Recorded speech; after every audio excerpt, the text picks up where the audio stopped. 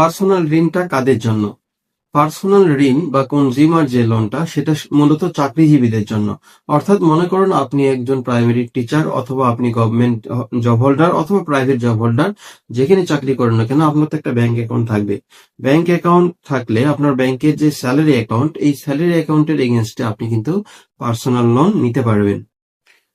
বর্তমানে সোনালী ব্যাংকে পার্সোনাল লোনের মেয়াদ 5 বছর এবং 12% ইন্টারেস্ট রেট, চক্রবৃদ্ধি মুনাফায়। পার্সোনাল লোন নিতে কি কি ডকুমেন্টস লাগে? সাধারণত আপনার যোগদানপত্র, নিয়োগপত্র, স্যালারি শিট। কিছু প্রাইভেট ব্যাংক যারা স্যালারি সার্টিফিকেটও নিয়ে থাকে এক্ষেত্রে আপনার ডকুমেন্ট ভেরিফিকেশন হয়।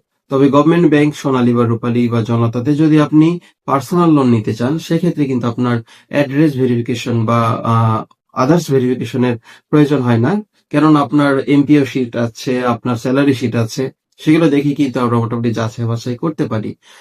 আর একটা বিষয়টা হচ্ছে আপনার যোগদানপত্র, নিয়োগপত্র এবং স্যালারি শিট, এমপিও শিট অথবা জিপিএফ ফান্ড, জিপিএফ শিট, যে কোনো একটা স্যালারি শিট অর্থাৎ আপনার যে স্যালারি হয় তার একটা প্রপার ডকুমেন্টস সাবমিট করতে হয় ব্যাংকে।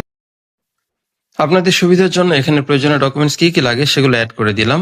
এখানে এনআইডি বা পাসপোর্ট, স্যালারি সার্টিফিকেট, পাসপোর্ট সাইজের ছবি, জামিনদাতার কাগজপত্র ইত্যাদি সমস্ত কিছু এখানে দেওয়া আছে, আপনারা দেখে নিতে পারেন। আর সাথে একটা চার্ট যুক্ত করে দিলাম। 12% ইন্টারেস্ট রেটে আপনারা ঋণ সীমা 1 লাখ থেকে সর্বোচ্চ 20 লাখ টাকা পর্যন্ত নিতে পারবেন। 12 মাস থেকে শুরু করে 60 কিস্তি অর্থাৎ 1 বছর থেকে শুরু করে আপনি 5 বছর পর্যন্ত এই ঋণটা কন্টিনিউ করতে পারবেন। সেক্ষেত্রে প্রত্যেক লাখে 2224 টাকা বা 25 টাকা করে আপনার ইনস্টলমেন্ট বা কিস্তি আসবে। এভাবে আপনি ঋণের পরিমাণ যত বাড়তে থাকবেন কিস্তির পরিমাণও তত